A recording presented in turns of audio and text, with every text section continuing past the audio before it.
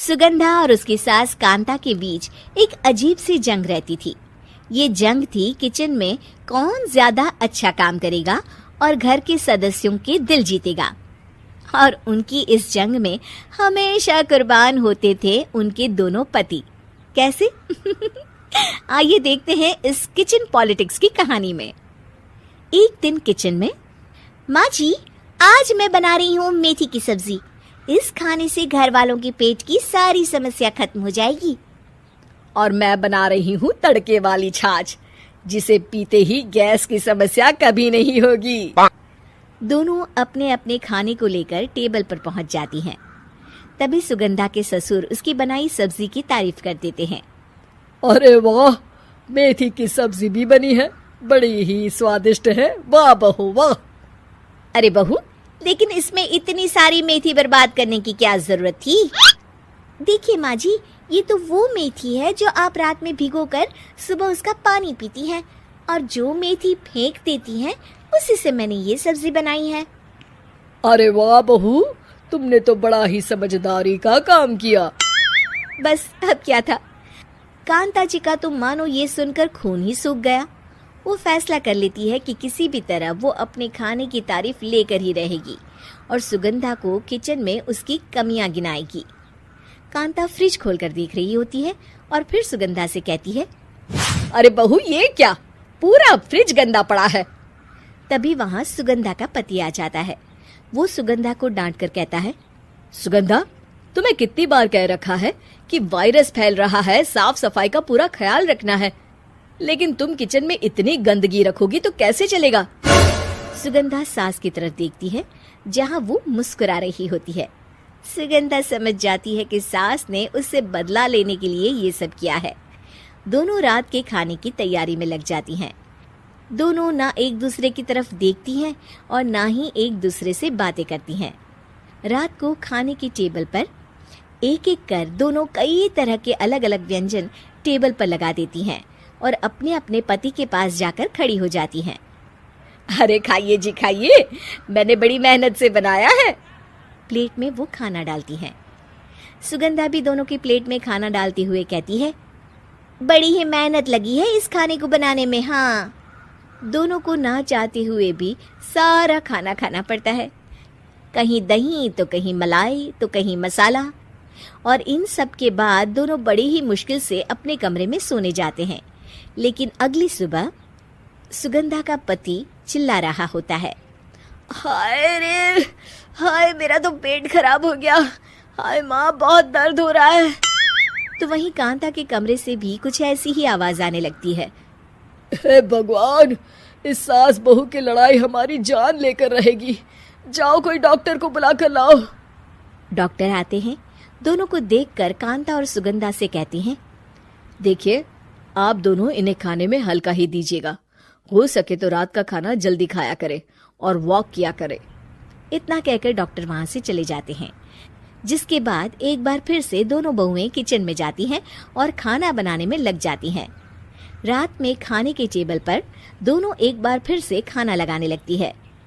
पापा जी, मैंने ये पतली मूंग की दाल की खिचड़ी के साथ ये पापड़ और पुदीने की चटनी भी बनाई है। अरे बहू, अभी अभी बेचारे पेट की बीमारी से गुजरे हैं, इतना भारी खाना तो डॉक्टर ने भी मना किया है ना। देखिए, मैंने आप दोनों के लिए सूप बनाया है। और दोनों उन लोगों की प्लेट में खाना डालने लगती हैं। तभी दोनों एक साथ बोल पड़ते हैं, बस करो, हमें माफ करो, हमें नहीं खाना इस घर में ना खिचड़ी और ना ही सूप।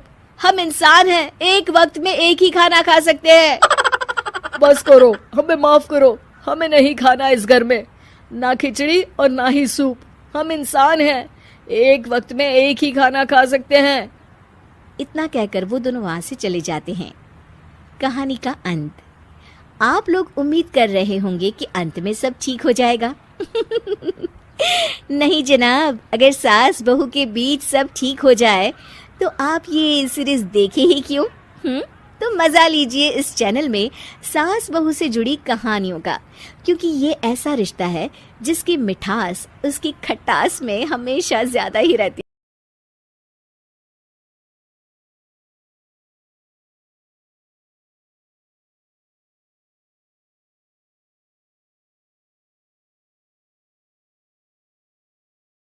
सुबह सुबह सास अपने भाई को फोन लगाती है।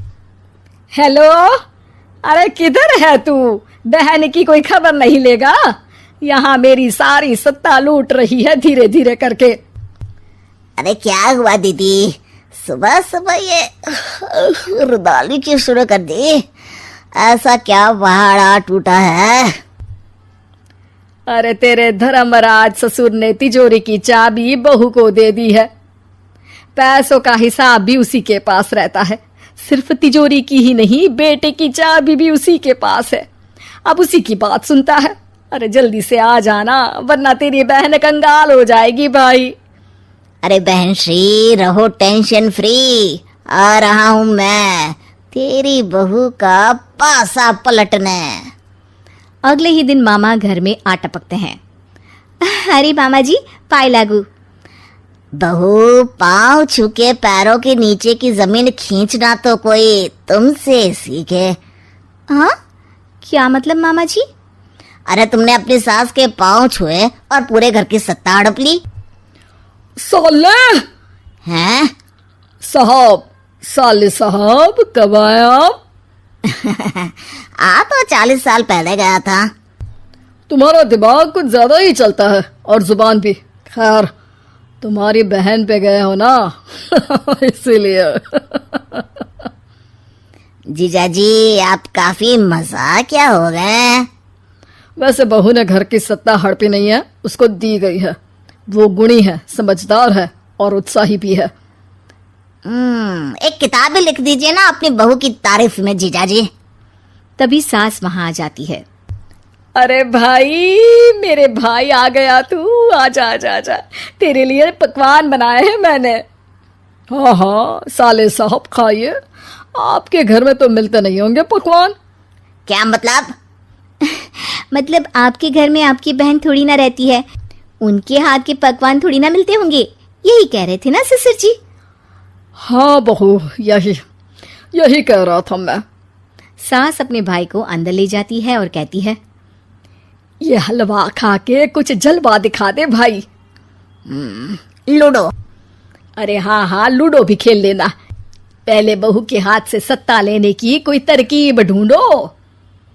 लूडो खेलेंगे, जो जीतेगा सत्ता उसकी। अरे पर मुझे तो खेलना ही नहीं आता। तू बस चाल चलना, पासे तो मैं फेंकूंगा और मेरे हाथ से फेंका गया पासा मेरी मर्जी के खिलाफ नहीं आता।